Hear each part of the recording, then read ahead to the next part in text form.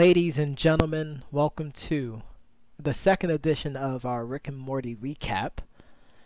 We're going to recap episode 4, and this is in fond memory of Noob Noob.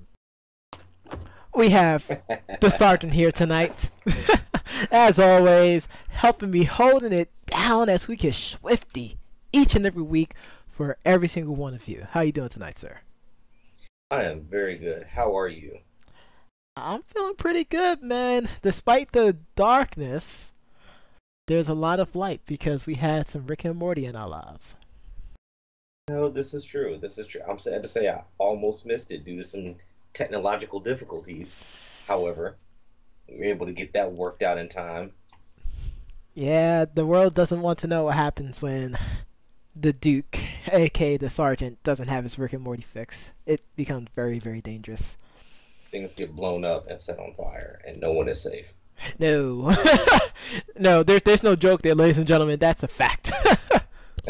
Coincidentally, the same thing happens if you don't let me wake up in the morning. Also true. It's reminiscent to almost what happens when certain characters inebriate too much. Yeah, that is very, very true. I felt a certain kinship. A I was just about to say that too. Oh my goodness, but what an episode. You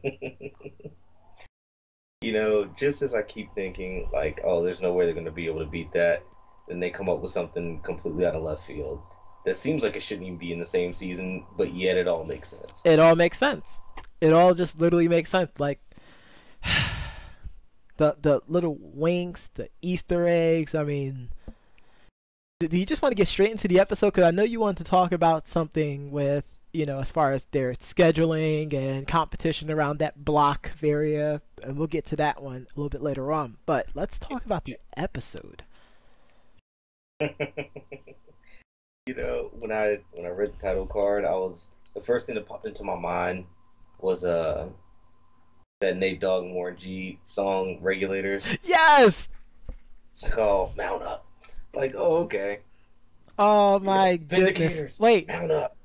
Ah, shoot! And I actually just got finished watching that movie. What movie was that from? It was Billy the Kid.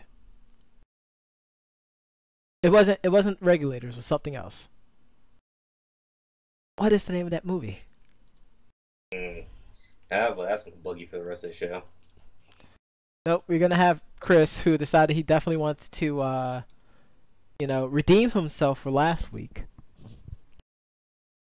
I'm gonna bite my tongue tonight on that subject until blood pours from my lips. But yeah, you know, yeah. Just like Noob Noob, everybody has a special place on the team. Oh no, you did not just go there, mother. Young Guns. That's the name of the movie. Good job, Chris. Way to hold it down real quickly for us. It was Young Guns with Emilio Estevez, Makes sense. Keith Strutherland, stuff like that. Yeah. I mean, the first thing I thought of was, you know, to use a popular Attack of the Show. I'm taking it way back there. Attack of the Show reference. Avengers Assemble, bitch. Word. Avengers Assemble. It's our nerd cry.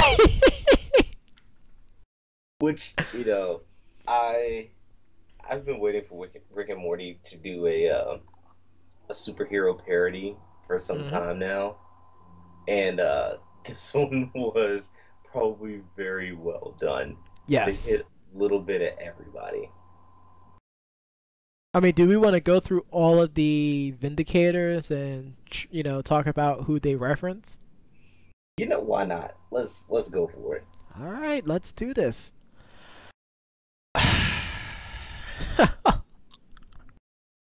I'm just still laughing about just their personalities and whatnot. All right, let's get the members. All right. So we got Noob Noob. You know, which is, you know, basically the amalgamation of every sidekick ever in the history of superherodom. Yes. Can't Be Robin definitely comes to mind Yes. immediately. You know, just constantly crapped on, sometimes Mm-hmm. literally. I see what you did You there. were there purely for comic relief and plot advancement. Yep. All right, let's go to the next member. Maximus, Renegade Star Soldier. Who is very much your Star Lord, Tony Stark, Yes! member of the team, who somehow, despite having absolutely zero leadership skills, No. becomes the leader of the team. I mean, maybe it's the fact that he has the deepest pockets. I don't know. Hey, could be. I don't know. I mean, Gotta incentivize him somehow. terrible. Terrible. Let's go to the next member, Supernova, who is the only other member other than our real leader, Rick Sanchez, and our proud mascot for that episode, Noob Noob. She went from hero to villainous. Who does she remind you of? Dude, so many. So many. Which, again, was another exploited common superhero trope, or Mm-hmm. comic trope, I should say. Um, but she probably most reminded me of a crossover between Superman and Scarlet Witch. Like, Ooh, you are, do tell. well, because in theory, anyway, she is supposed to be immensely powerful. I mean, you have planets in your orbit. Um, yet at the same time, you shrug off your power like, it's nothing. Like, this is just Tuesday. I just do this. Yeah. I got a lot of, Starfire because the whole galactical thing. But then I I can also see got some Wonder Woman in her. The Injustice version of Wonder Woman. yeah, I can see that. I can see that. I can see that. You know, only the innocent. Definitely want to do the right thing, but is also willing to kill someone to do the right thing too. This is true. The ends will always justify the means. Exactly. No. Let's see who else. Alan Rails. That was an interesting one. I mean, we already know who he definitely remind us of immediately. Yeah, Green Lantern. Of course, like there's no other person that we could think of. Well, actually, when I first saw the promos, the first thing that he reminded me of was Steel. Yeah, go back, John Henry Irons. Yeah, Ooh. especially when I saw him carrying that rail gun. Railgun, yeah. I was like, oh, well, And Steel with his hammer. Yeah, you're right. You're right. Okay. Okay. Touche on that one. Another one which is interesting, Crocubot. Wait, for those that didn't hear me, I'll say it again. Crocubot. He's a crocodile, and he's also a robot.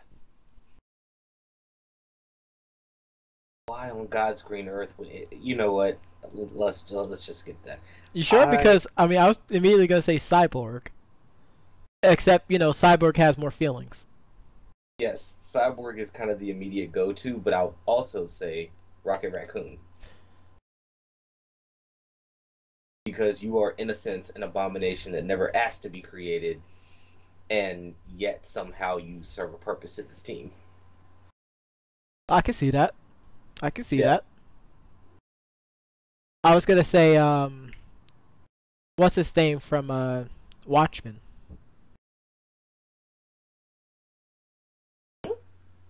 Ah, shoot, the smartest guy in the world. Oh, Osmandius. There we go. I was gonna say Amadeus, but I was like, that is not his name. That is nowhere near his name. It was like a mixture between Cyborg and Amadeus. Cyborg because of the whole mechanical thing, but then Amadeus because he looks at everything so logically he doesn't take feelings into account. That's fair. That's fair. Afterwards, we have Million Ants.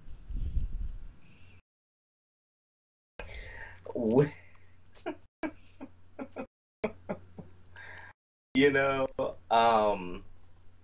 I definitely thought of him as Vision, Martian Manhunter. This very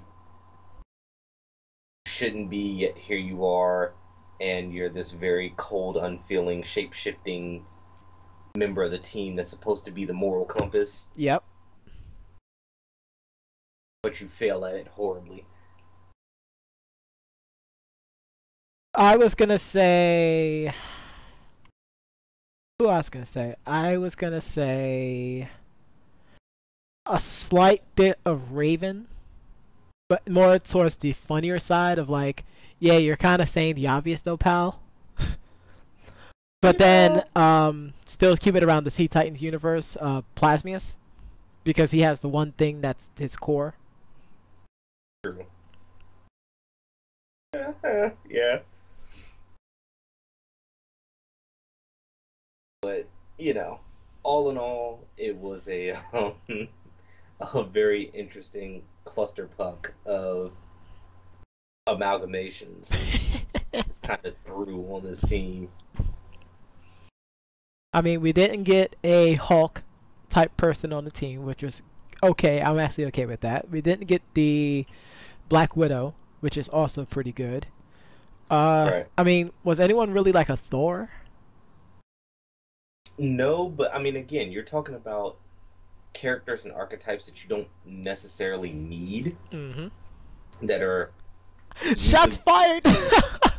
I'm not saying that they don't advance the stories that they're in, but if you are going to build your standard blank face superhero team, you're usually going to have the one human or human-like person who's probably your Batman. Like, you're just good at what you do, but you have no special powers.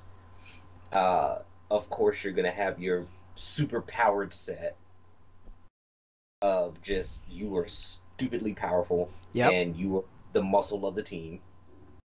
You're a very logical thinker out the group, the heart of the group, and that one person that you just use to advance the plot points between these characters.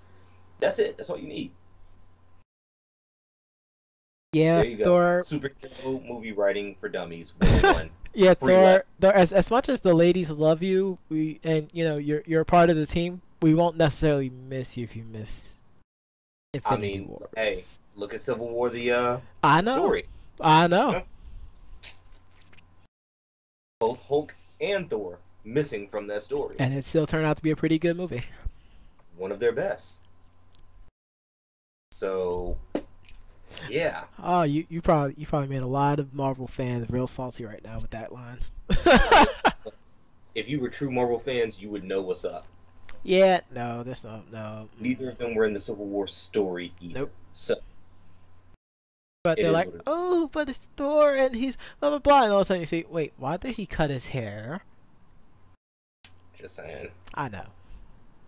But let's continue talking about the episode.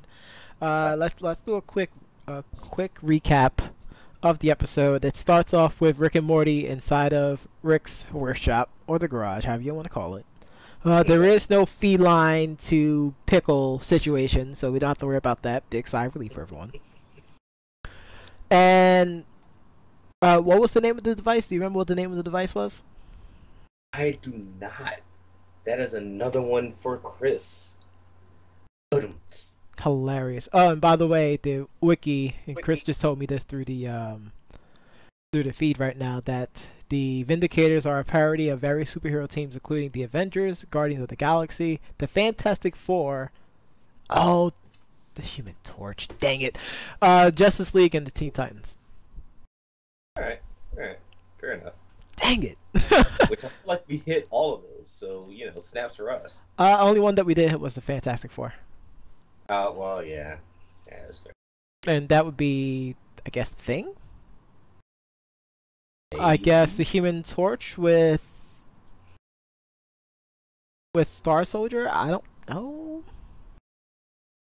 Who knows? Does it really matter? No. Okay, just had to make sure. But let's recap this episode. Let me see if we can pull this up. Chris, you're doing a good job, by the way. And yes, that is sarcastic. saying. Like, All right, so starts off in the garage. They're cleaning the garage to, decontaminate a virus that Rick states cannot get into the food chain. A crystal starts to glow, and Morty points it out, saying that it's the Vindicators calling. The Vindicators are calling. The British are coming. The British are coming to save the universe again, and for what to be said was the second time. Rick, of course, had national reservations for calling it, but Morty uses his basically his punch card for every 10th adventure. He gets to pick what adventure that they can do. yeah, Much to Rick's displeasure. So then it cuts to Rick and Morty sitting in the conference table, getting briefed by a female superheroine named Supernova on the threat of the antagonist of the episode. Wink, wink. World Ender. And of course, Rick is being Rick until the appearance of Star Soldier, who, of course, is the guy who captured the attention of the room. He comes with a clever quip. It wasn't really that clever, but, you know, just for storyline sense. Of course, Morty looks up to him, and he definitely made that known throughout the episode, which but I'm not gonna guess it definitely rubbed Rick the wrong way, because he's like, who else should be, you know, everyone's hero but me? Like, I'm the smartest guy in the world. How dare y'all try to? Do you see this guy? He's some cheap knockoff of certain franchises that we can't say due to legal obligations. Oh goodness! But they're basically getting debrief about World Ender, in which they mention 3 other members of the Vindicators: Lady Katana, Calypso, and Diablo Verde, all deceased. And this is where we also got introduced to Noob Noob. oh damn! see, this guy get it. Just saying. You notice there's always one of those characters every It's season. the poopy butthole. Him, the little snickering insect Yep. henchman from season. Exactly. No, he's not really laughing at you. He only does that every 5 seconds. Aww.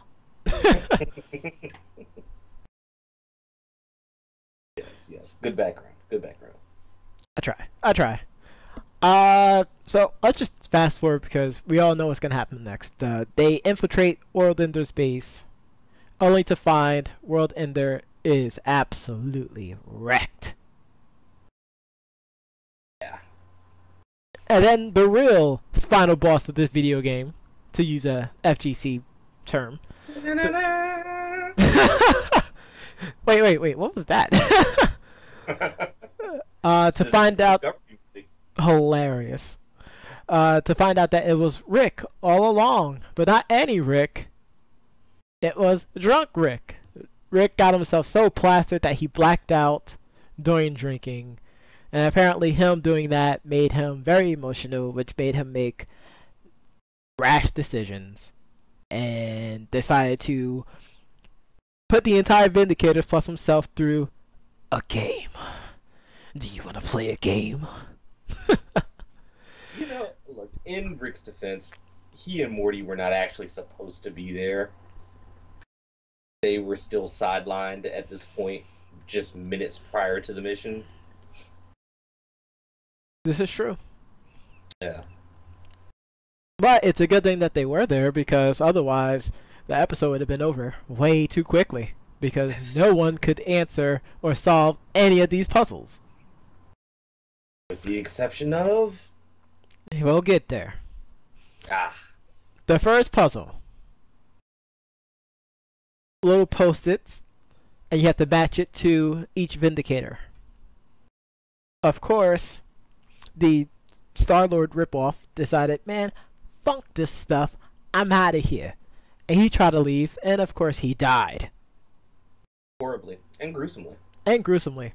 In fact, I believe his rocket boots were still flying around post-mortem. Yes, until Crockeybot shot them out the air. Yes. But you know, once again, in all fairness, the instructional video did say that if you tried to leave or if you failed, you would die. That's definitely Suicide Squad right there. Just saying.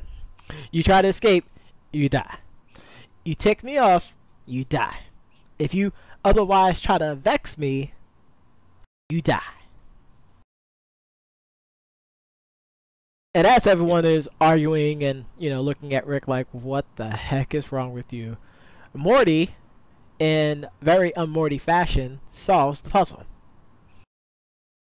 Well, because, you know, the one thing that Morty does know in this world is Rick. And a drunk Rick at that. Yes. Or so we think, but we'll get there, ladies and gentlemen. Alright, alright. So, the second game is... Wait, let me read the second game, because I have to try to get to the point, basically.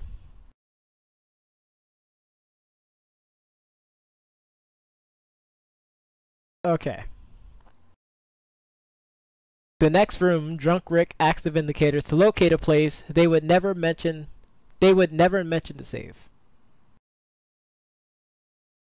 Crockeybot decides to go out to point out to a distant planet called Dorian 5. But, to much of the Vindicator's dismay and drunk Rick's absolute pleasure, he got it wrong and, you guessed it, he died. So Rip. now we're down 2 out of 4 Vindicators. Yes. So Morty got that one right too, and it, you know, talked about some really dark stuff about Rick. By the way, the answer was Israel, or Yeah. Israel, as Supernova called it. And just talk about, you know, some of the things that Rick will talk about when he's passed out drunk, and we're not going to go there because that's going to become political, and it's a hot topic, and we just don't want that. Apparently, Rick is very into the geopolitical climate of Israel. There we go. Good save. Yeah. Good save. Yeah. Yeah. And mind you, there was really no reference to like Summer or Beth at all through, you know, or even Jerry throughout the whole episode. It was just Rick and Morty and the Vindicators, which was excellent, by the way. The next room, Rick is so drunk in his instructional video that he said, I'm gonna go lay down and close my eyes. I'm not gonna go to sleep, but I'm just gonna go lay down for a little bit. So just shoot 5 3-pointers and just do it in 5 minutes, or, you know, yeah. Yeah. And this is when stuff starts to hit the fan. Or things go against the rails. You know, and I apologize, my previous count was off by 1 Vindicator. So Yes. 2 out of 5 have perished at this point. Correct. You're down to the final 3, in which you find out that apparently Ghost Train and Supernova Mm-hmm. used to be an item. Yes. They actually used to be married. And apparently the reason that they are no longer married is because Supernova got stranded on some planet with a million ants, and apparently stuff went down. First of all, ill. I don't even want to know how what? What? Billy Ants, what? You know, because once again, in true comic fashion, none of it made sense. It I didn't have to. but that's what made it so awesome. It is. It was literally just about this illicit relationship that should have never happened, but did. And it was awesome. If you have never watched an episode of Cheaters, you are missing out on much. But you should probably recap yourself by watching that section of this video. Yes. Because that's pretty much how that works. Sans the sneaking up on people part. But, you know. I mean, you know, you do that, you end up getting stabbed and get tossed off a boat, but, you know. Ooh, shouts to Joey Greco! I went there, ladies and gentlemen. So what happened after that? Um, yes, well, apparently our third Vindicator perishes. Yeah. Ghost Train meets his demise as Rick and Morty are deciphering the bomb. And, lo and behold, Morty ends up defusing it because, well, apparently Rick puts lead lines in very weird places when he Hmm. builds bombs drunk.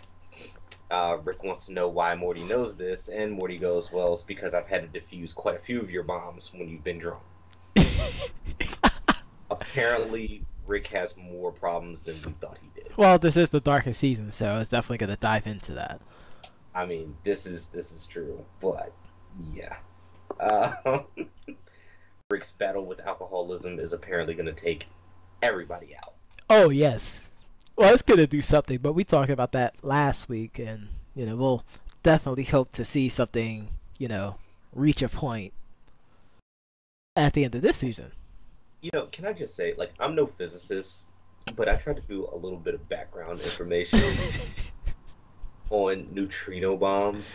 Okay, like one, they don't exist. No. But the next best thing is a neutron bomb, Yes. which is essentially a form of a nuclear bomb. Yes. Why and how Rick is building nuclear bombs in his basement, and nobody has thought to point this out to some authority, I don't know. I Could mean, also, you do have to worry about Rick trying to get his revenge on you too. So I mean, there is that. well, you did bring down a galactic government. Exactly. So, but I mean, the dude owns a flying car. Like, I'm sorry, you should have been reported to the feds long before. I mean, now. being a poor, old lady Sandy from across the way, seeing him pulling in, parts for a neutron bomb, calling up the police, and then the police arrests him. Oh, but you think that you're safe? No, you're never safe because there's no prison that can hold Rick Mother Flippin' Sanchez at all. As we have learned. As we have learned. Of his mind. This is true. But we digress. Digressing. So then we come to the final room, where there is nothing but a platform, and Drunk Rick has somewhat sobered up to the point that Yep, say it. Do it. he points out that there's only one thing about the Vindicators that he values, Yes. and if they were to put it on the platform, they would be safe. But if they failed to guess what it was, bomb.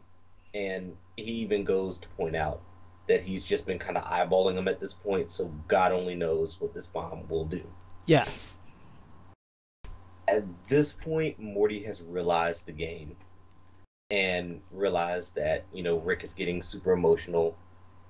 And if there was only one thing that the Vindicators had that Rick cared about, It would be his grandson. Yeah. So he goes up on the platform. Lo and behold, it works. Which, by the way, kudos to the story writers for making that happen. I'm like, how did that? All right. Yes. Which, can I just say, in the moment, it felt like a very touching. It was not going to be a touching moment. it wouldn't happen as soon as you saw him get, pushed away on the little cart. Like, I knew some malevolent crap is going to happen. That was my whole thing. I'm like, like when they say darkest season, I am expecting dark. I am not expecting gumdrops and rainbows over here. And neither am I, which is actually coincidental because there is a rainbow down there. But neither am I. However, the show has done a very good job of balancing the dark with, these very family together moments. Yes. And wait. Let's get to that part. So continue with the story. All right. So Morty steps on the platform. Platform lowers him down to a little rail-guided rocket ship in a subterranean cavern. where Rick has put up all these cardboard doodles of the Vindicators and you know, other such things. And at the end, he basically goes, I'm not great at goodbyes, but I imagine I won't be seeing you again. So, I just wanted to tell you that it was really cool how you had my back in the conference room, laughing at my jokes. And, you were always pretty cool, noob. And we, like Morty, realizes that this was intended for Noob Noob. Yes. I mean, as soon as he started talking, like, not even towards the end, like, maybe about 35% of the way through, I'm like, that's Noob Noob. That has to be Noob Noob. Basically, you just introduced the character, it's already, blowing up on Twitter. Like, you knew it had to be Noob Noob. You knew it had to be Noob Noob. Honestly, when I first saw Noob Noob, I thought he was the little creepy eye hole guy. Like, I thought maybe this is the same, not the same exact character, but a very similar character. Okay. Because their animation styles do favor. Yes. So, I'm all ready for him to be a throwaway plot device, comedic relief, whatever, kind of like the eye hole guy was. No. In a sense, he was, but yeah, it was soul crushing all the way around. It really was. This is the first time that you felt like Rick showed some genuine affection for anyone in his family. Yep. And it was instantly shattered. Yes. So, continuing on with the story, Morty gets out of the ride with a look of disgust. And the platform they're on begins to rise.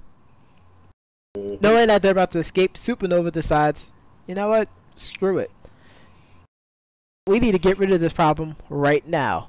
It's for the better good of not only the mission, but for life itself. So she's trying to kill Rick and Morty. And of course, Million Ants, channeling his inner Dr. Manhattan and Vision. Yeah. It was Dr. Manhattan I was thinking Martian about. Manhunter. And Martian Manhunter too. Tries to convince Supernova. We all believe that it was succeeding until she decides to off him. Yeah, by ripping the queen from his sentient colony and crushing it. Yes. Dang. But before her, Supernova had a chance to try to kill him again. The platform finally reaches the surface, and we are greeted to a party. Yes. A party with a special musical guest. He actually was one of our outro tracks for Debates Among Friends. It's Logic, ladies and gentlemen. Yes. Singing a rap song about the Vindicators. Which, can I just say, I was pleasantly surprised to see. I know a lot of people hate on Logic. I actually like him. I do too. And, he's also a big fan of the show, but aside from Ice-T, we haven't really seen too many big names pop up on the show. Nope. In terms of musical artists.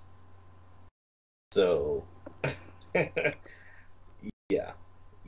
Which is even more so a kick in the nads to Morty because he knows that this party was thrown for Noob Noob. Yes. Yeah. Whereas Rick is sitting here like, I don't know what's going on. Who would do such a thing? And this is the first time that we see Beth and Summer show up. Like, out of nowhere.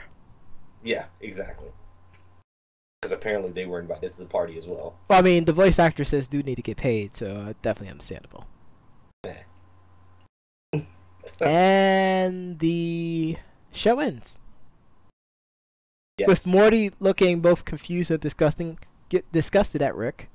And Rick is inquiring about who's Noob Noob. And then we had the post-credit scenes.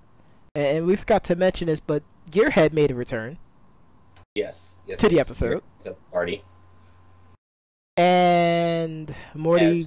to the point to point out that half the people at the party have tried to kill him at some point. Yes. And just doesn't get hung up on those things. I mean, life's too short to be thinking about that. Man. I mean, not to mention he has an infinite number of, universes that he could just jump to. This is true.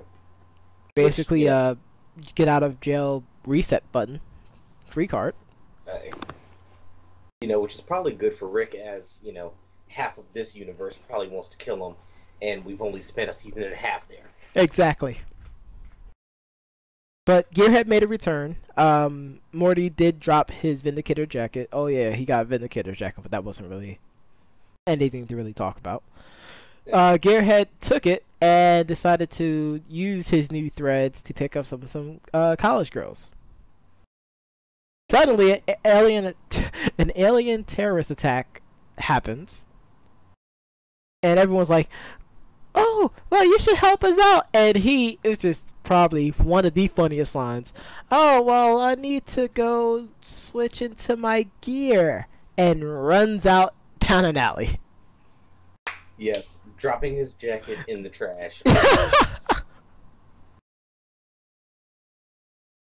Only to get out of the alleyway, trip, and then crumble into pieces.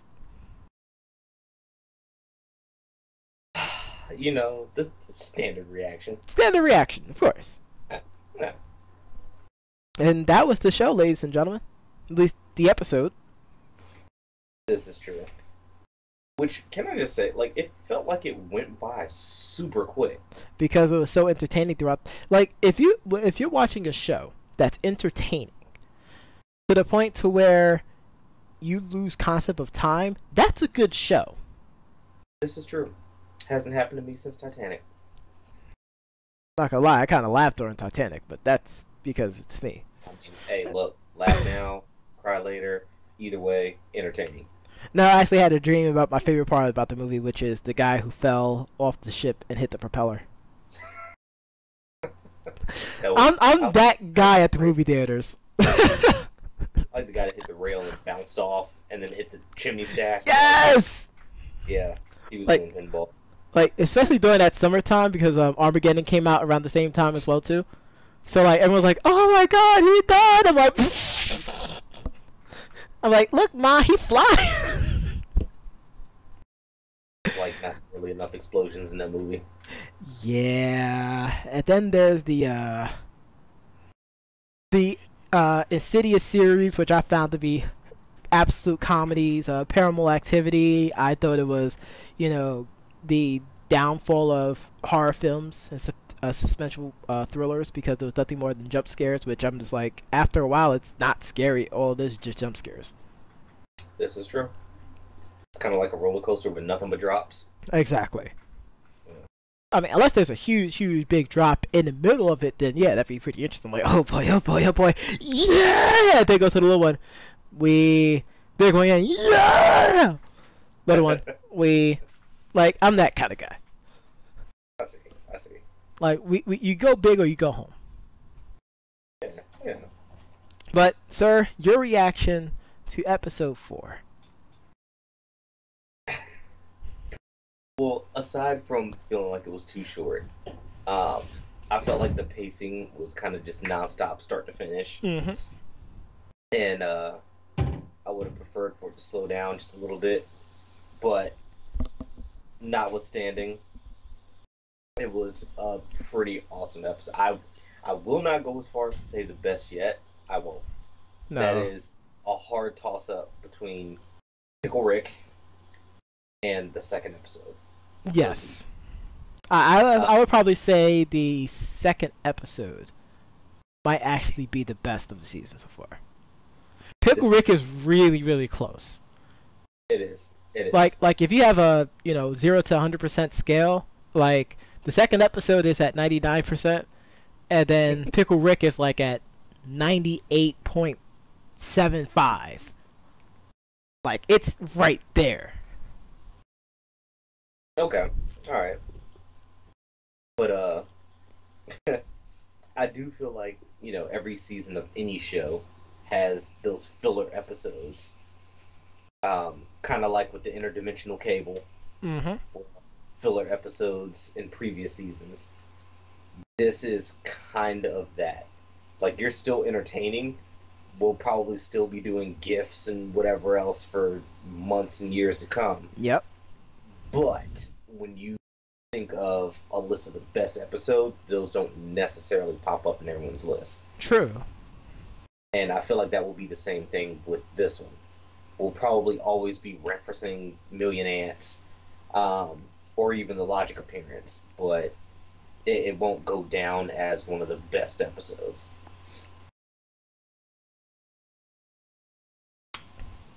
I feel like it was a really good episode. I actually like the pacing. Just because it's supposed to be like an action movie, so where we have a lot of action movies where there's so much talking and very little action, Batman vs Superman. This is, yeah.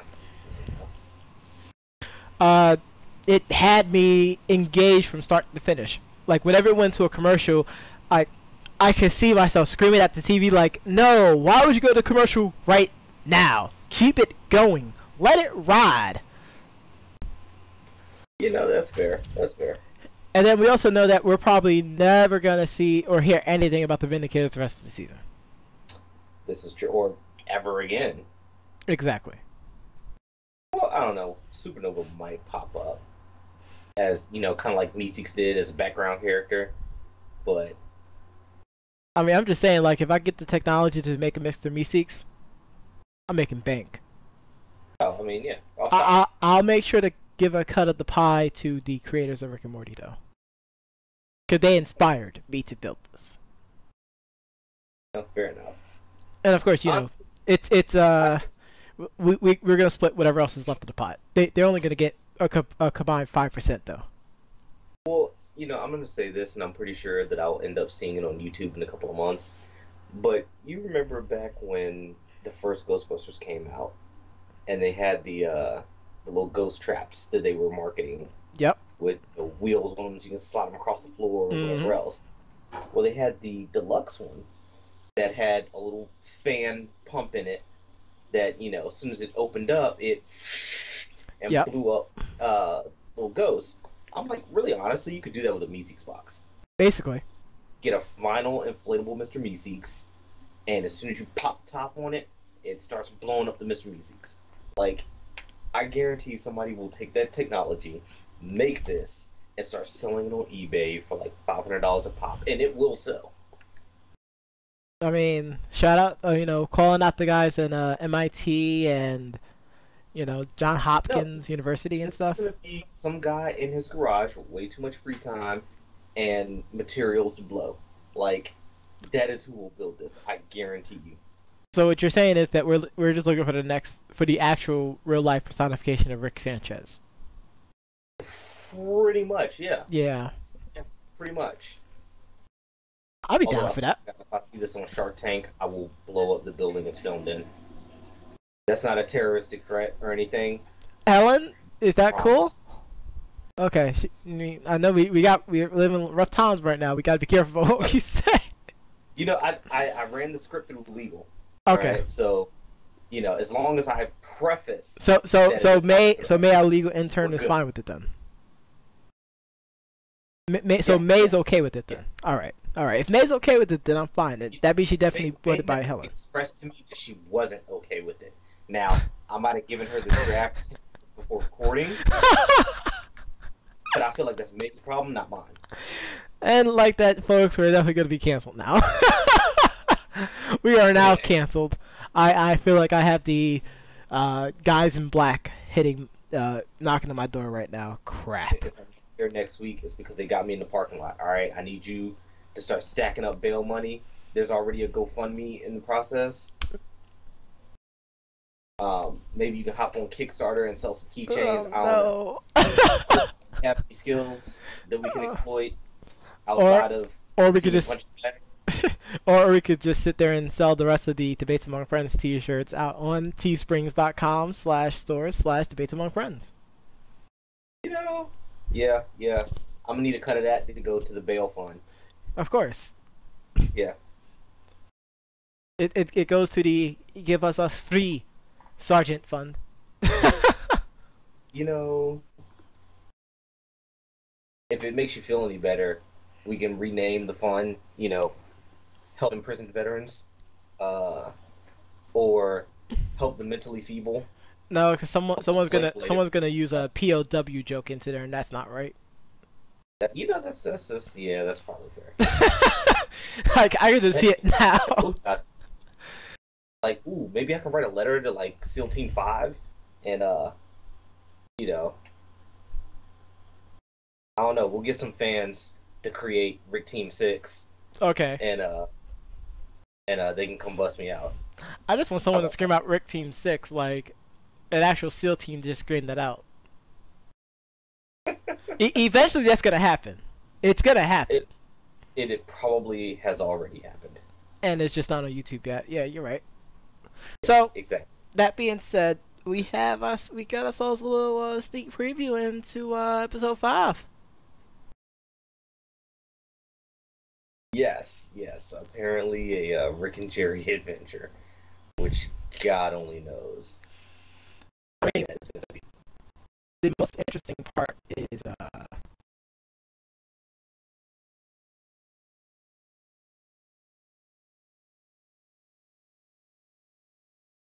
all right, thank you, Chris, for letting me know that. The most interesting part is, have you noticed how that started the same way I believe episode 1 started? Yes. I immediately I was like, wait, where have I heard this before? Are they recycling? Yes. What?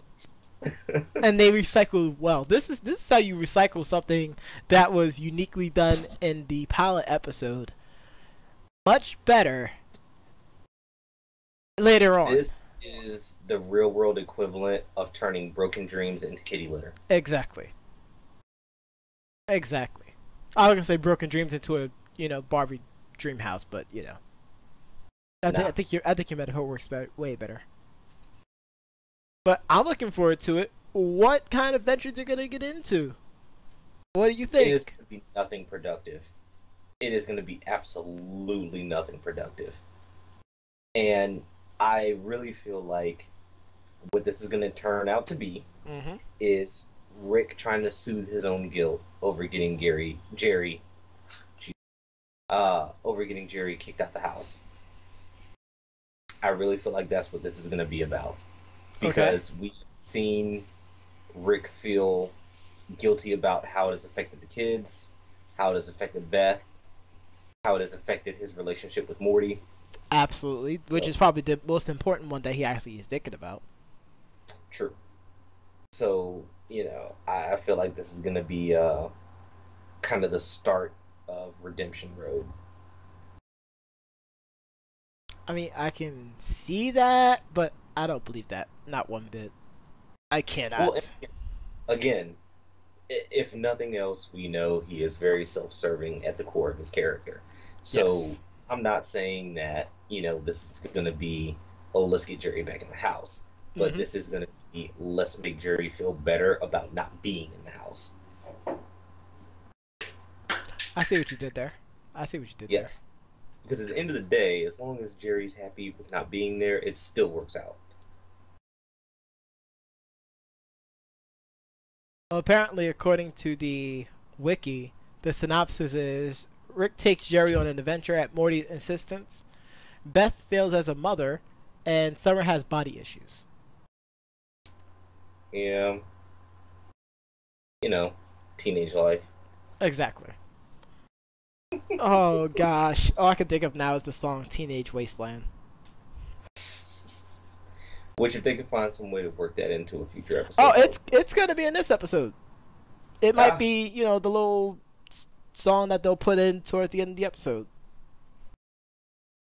One could only hope. But I know you wanted to talk about something in regards to Adult Swim in reference to Rick and Morty. We started talking about it before the show, but I said, you know what? Let's hold it out, because when the sergeant speaks, we must listen, and it must be televised, ladies and gentlemen. I feel like this is the section of the show that we're gonna call the Sergeant Shout Out to Corporate Misdeeds.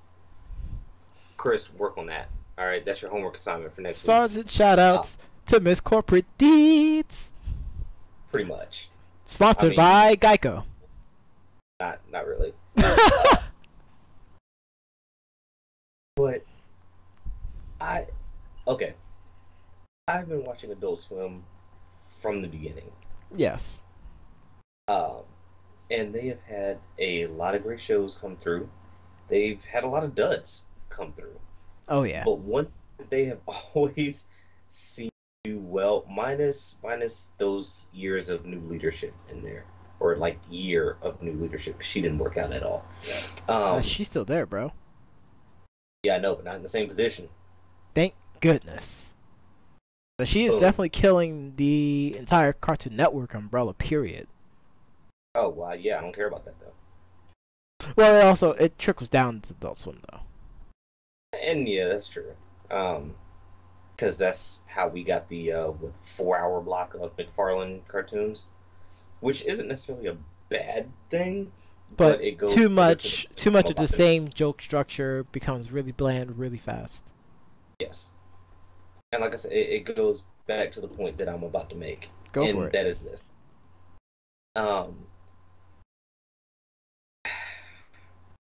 You remember back in the day when BET had Uncut and MTV had After Hours? Yep. And it was all the content they couldn't normally show during their regular programming because of FCC rules or, whatever the case may be. Adult Swim found a way around that, as they are technically their own network under Cartoon Network. Yes. I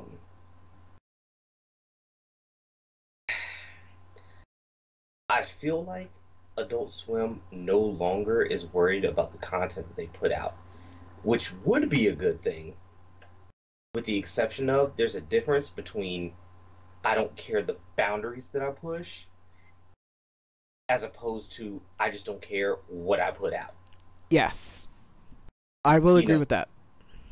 Rick and Morty is the rare gem that has come across in the past few years of programming that they have put out. I will also throw Squidbillies in there. I do like me some Squidbillies. C-Lab 2021, which is hilarious. Now, I loved that show. I still have that show on hard drive, every single episode. But which was acquired legally for those out there. Yeah, from a DVD. Yep. But there are no more shows like that anymore. They even Aqua Teen Hunger Force gone. I mean, but Aqua Teen Hunger Force was so good, but then they just became just terrible.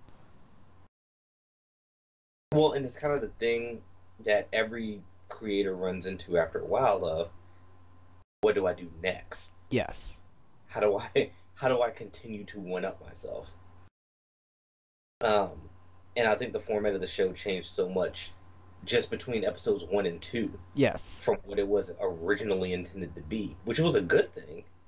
But, if I've been planning this for years to go one way, and you tell me in the span of 2 months it needs to go another, it's going to be a little hard to keep that up. And I'm surprised they did it for as long as they did. But yeah, you're right. When they started changing the formula, changing the titles, changing, it became too much. And you could tell that the creators are struggling to refine their niche. Yes. To the point where they eventually just went back to what they knew, but it wasn't the same anymore. You had lost fans.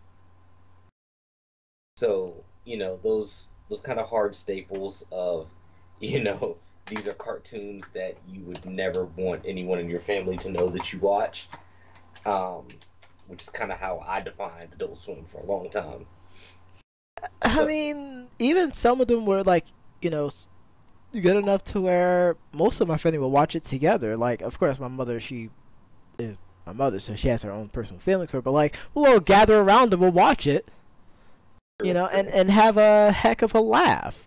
But now it's just like, either it's just like cringe-worthily not funny, or it's just not funny. True. And it is very, very sad because I feel like Adult Swim has, like, just as a concept, has the ability to be such a great forum for artists and entertainers who want to put out content that that Adult Swim viewers would want to watch. Yes. And they either aren't being allowed to do so, or the network has just been shelving these for some unknown reason. Probably because they're just too scared to take new risks. Yep. But I'm like, even then, the whole reason that Rick and Morty came through is because it already had a fan following before the first episode. Yes. And you had creators who were established in their field. Also true. It's not just taking stuff that you see in internet vines and just making a show out of it. This is true.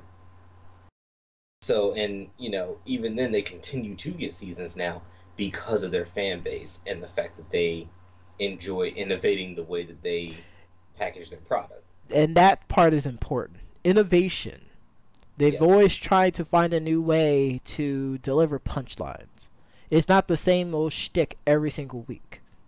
Well, and not only that, but it is just the, you know, the running gag of the Szechuan sauce. Yes.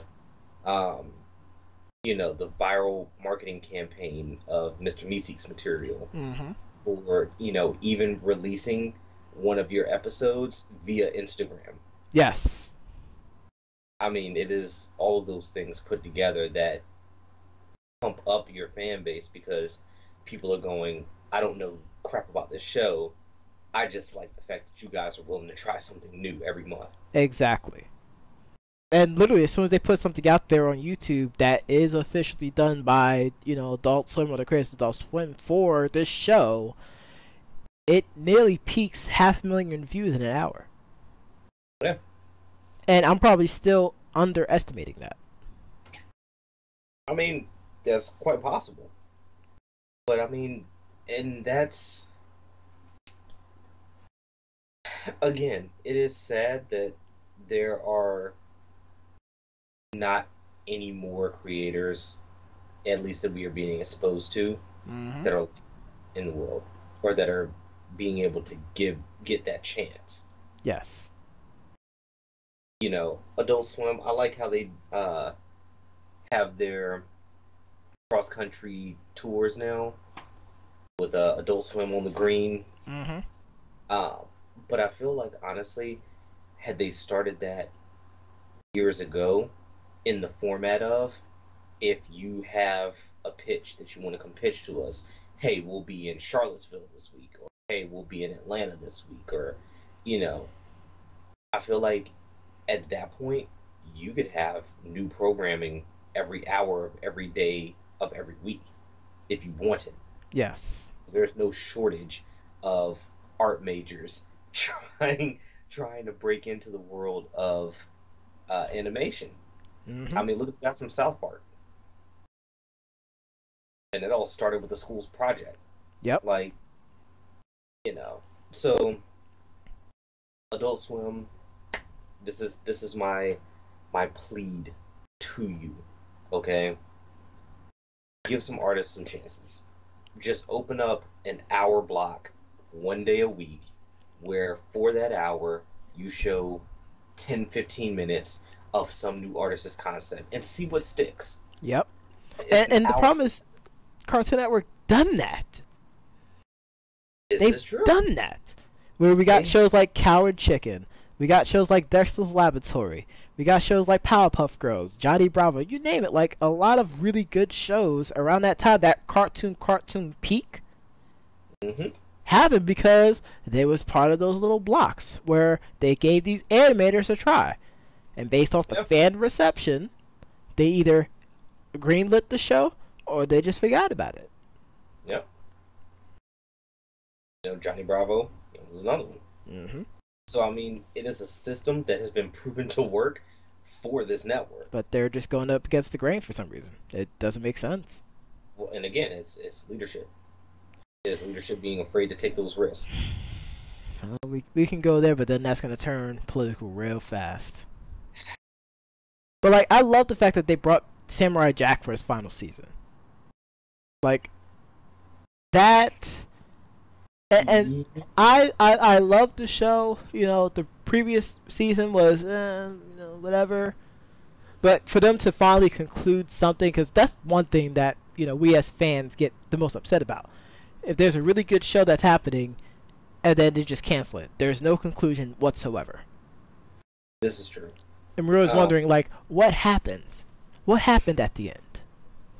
Well, and here's my like, I would have rather them release that all in one solid chunk, or put it out on DVD. Yep.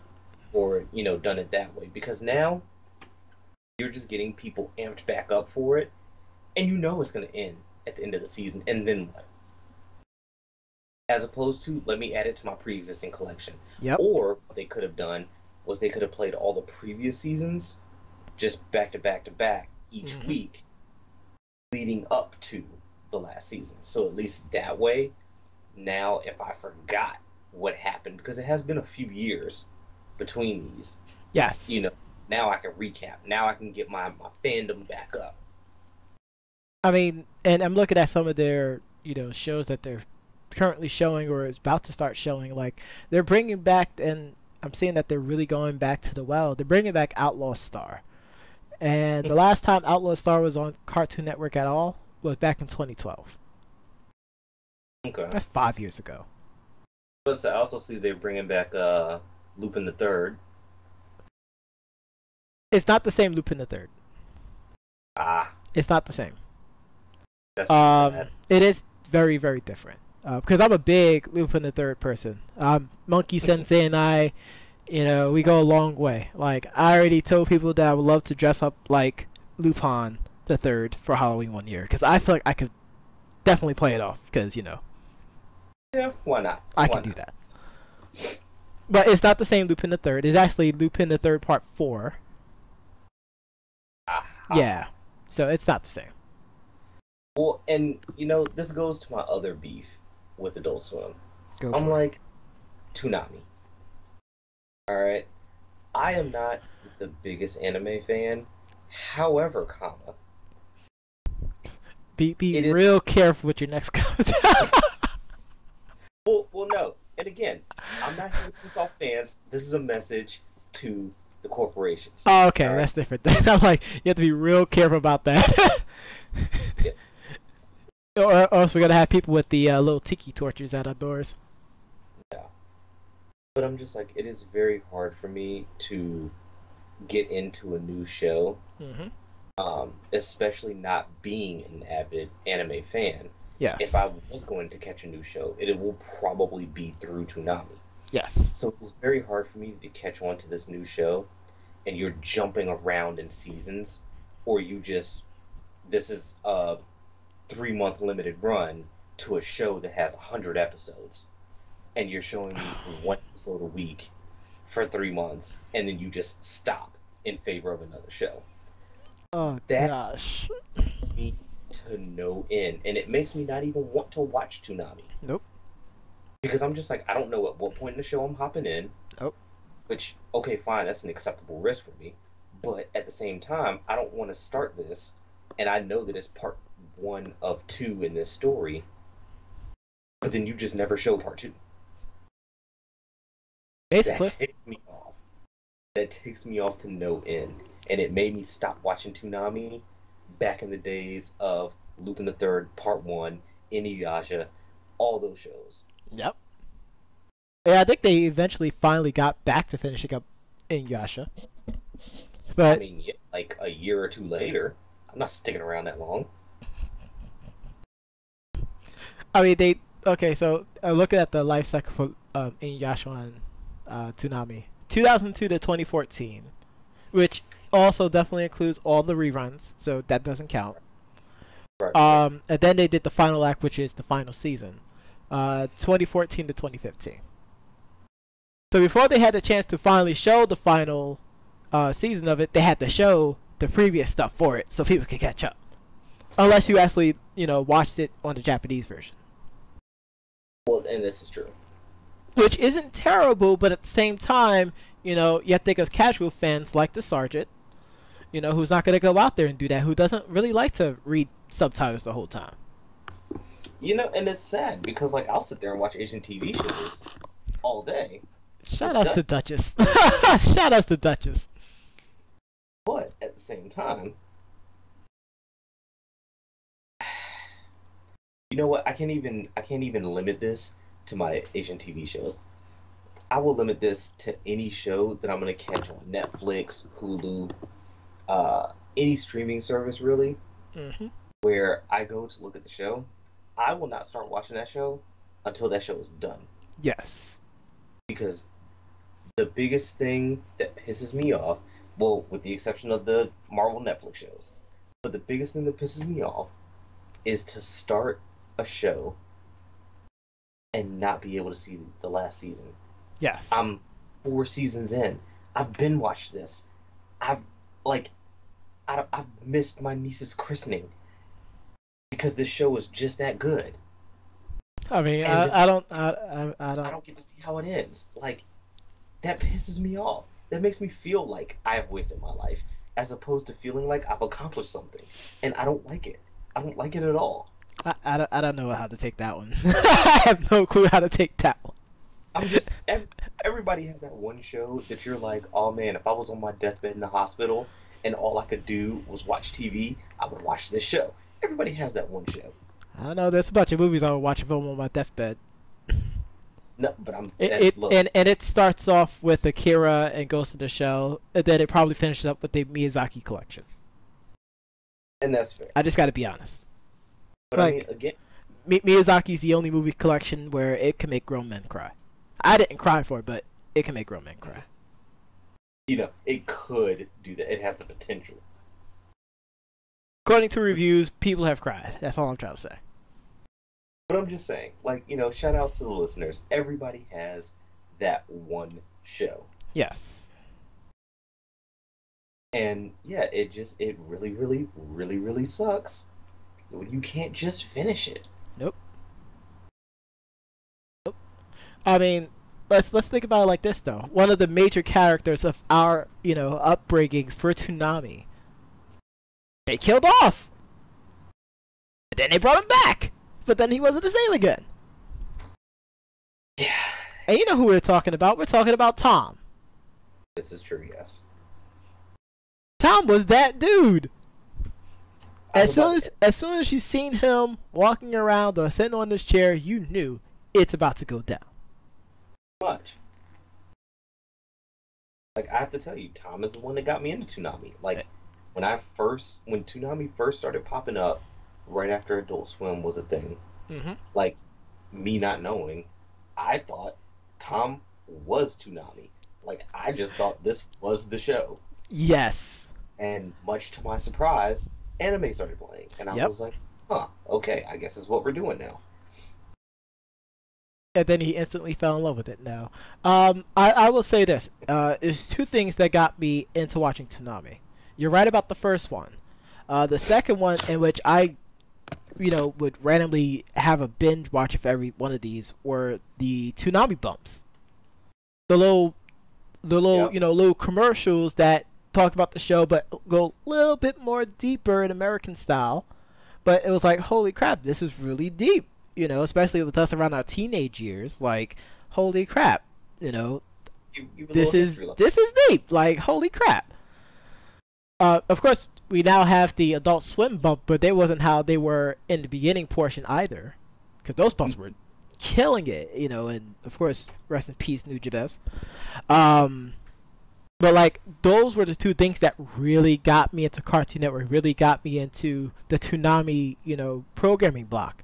Like, being able to listen to those bumps and then hearing people talking these inspirational quotes, like, growing up, I'm like, this is really good. Like, I need to watch this. Like, this is a game changer.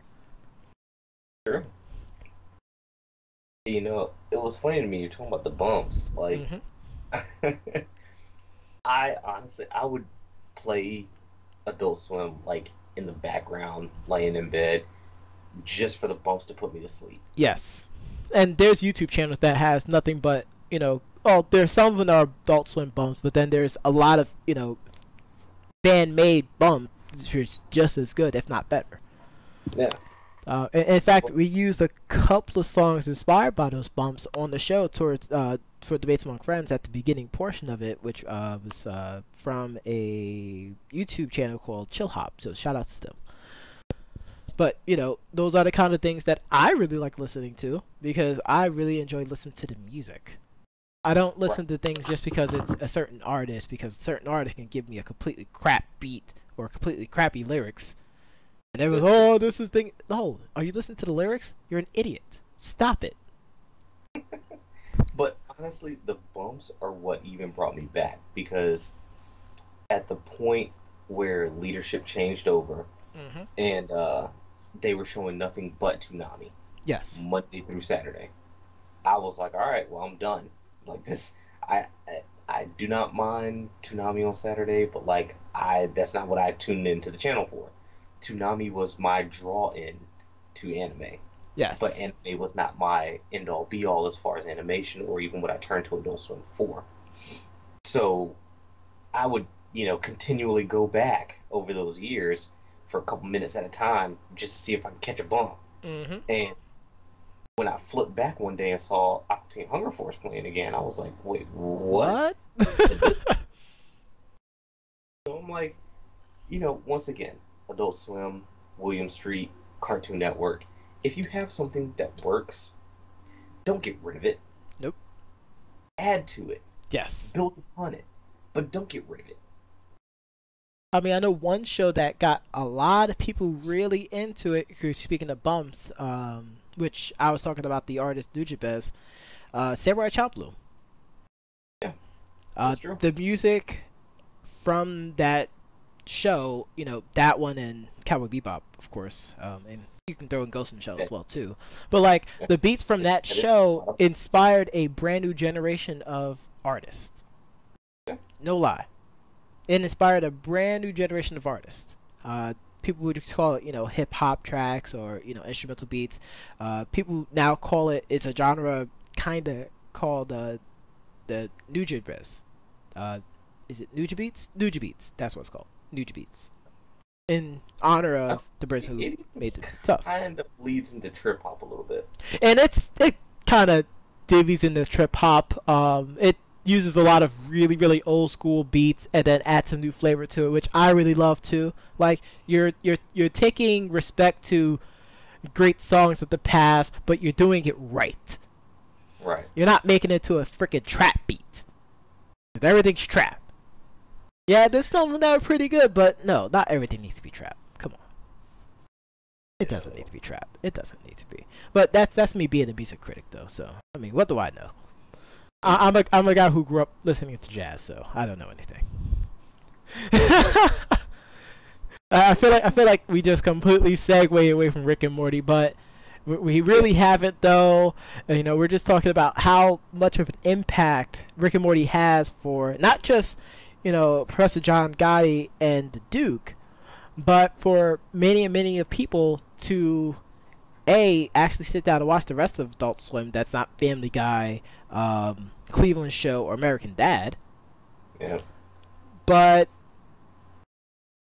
I mean, I have nothing else to say there. I mean, it just helps inspire people to really, really enjoy Americanized cartoons. Very something true. that's new, something that's smart, that doesn't make it feel like that you're an idiot. Yep. A lot of in-jokes that they have, yeah, maybe you not know it, but they'll probably find a way to explain it, or you can just, quickly go into Reddit and you can find out, oh, well, this is what they're talking about. Okay, that's what you mean. Well, now I learned something, and the more you know.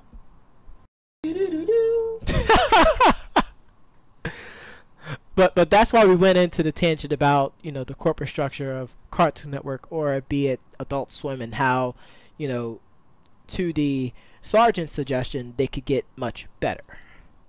So that's what it's all about. It's all about the Szechuan sauce in the end. Exactly. I mean, I got nothing but love for them, but and that sauce to us is just better programming. And in that sense, everybody wins. In that sense, everyone. Thank you, sir. Thank you. But I think that's enough of us talking about it today. We're definitely going to keep doing this every single week for the rest of Season 3 for Rick and Morty, ladies and gentlemen. Be sure to follow us on the Facebook page, Debates Among Friends, www.facebook.com/debatesamongfriends. You can also follow the Twitter account, which is twitter.com/debatesamongfr. And myself at Kin86. We will get the Sergeant a Twitter account yet, ladies and gentlemen. We know that you are pleading for it, desiring it, demanding it, and he will get it soon. Dude, I'm still training my fleet of carrier pigeons. Yes, he is definitely trying to get his carrier pigeons. But tonight's track, as we always do, is a Rick and Morty inspired track. It is called Get Swifty, Numerals Dos, by JT Machinima. We put the description of we put the link to the YouTube video and to his various pages. Please be sure you follow the artist, ladies and gentlemen, because these are some very talented people. We're finding them. We just want to spread the love and, inspire more people to listen to them and, pay it forward. But as we said before, we'll be doing this every single Tuesday, discussing Rick and Morty and other things that pertains to it. Thank you very much for joining us tonight. I am the Professor John Cotty. This is El Duke, and also known as the Sergeant, and we'll catch you again next time. Same podcast time, same podcast channel. Word.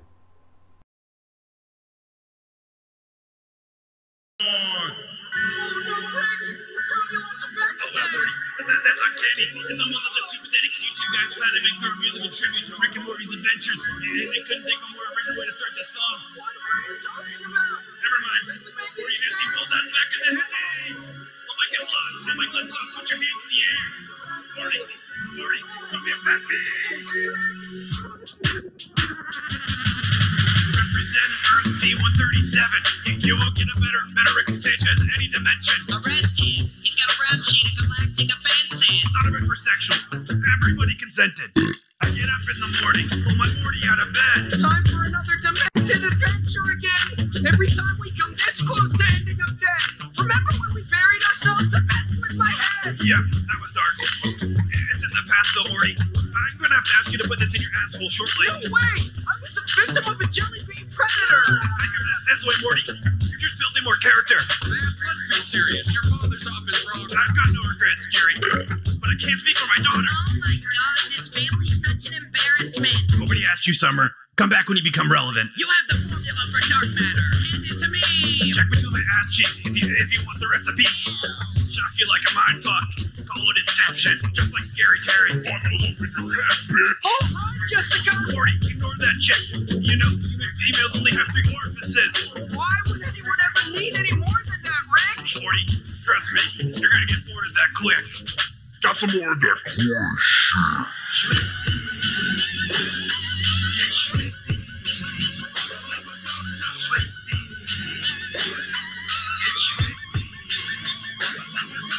I gotta go to school, Rick. That's what my parents say. Shut up, Morty.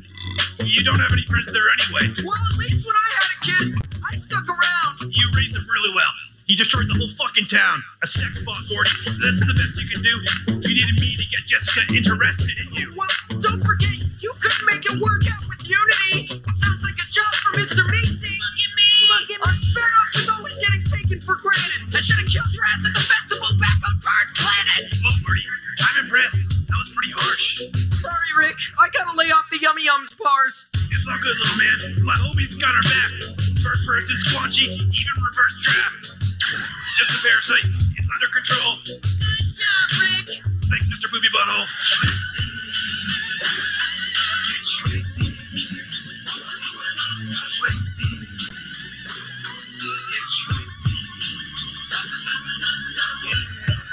Rick and Morty, Morty and Rick. Track number 2, numero dos.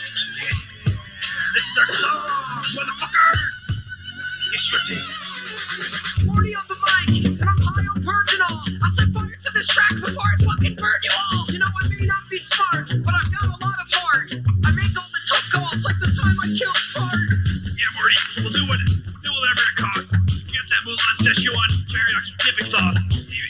Morty's calling it Steel Team Rick. Just kidding. Lick my balls, you toneless dicks. I'm the one true Morty, and that's a fact. Alone we aren't much, but we're strong as a pack. I'm the Mortiest Morty, and that makes me pretty awesome. A cocky Morty can lead to some real problems. Let's take a break and flip the chance. Watch your mom butler. It's a shit. Pest Patrol with Nickel Red. Galaxian crystals, give me a hand. I survived Anatomy Park. Get on my level. I mean, Satan's my bitch. Now he calls me the devil. Portal hopping every day. It's my favorite hobby. Shut the door, Bruce. Can't you see that I'm swatching? You couldn't shut me with a billion-layered simulation. Get to collapse the Galactic Federation. I've got a solution for any bad situation. Even Tiny Rick was a massive sensation.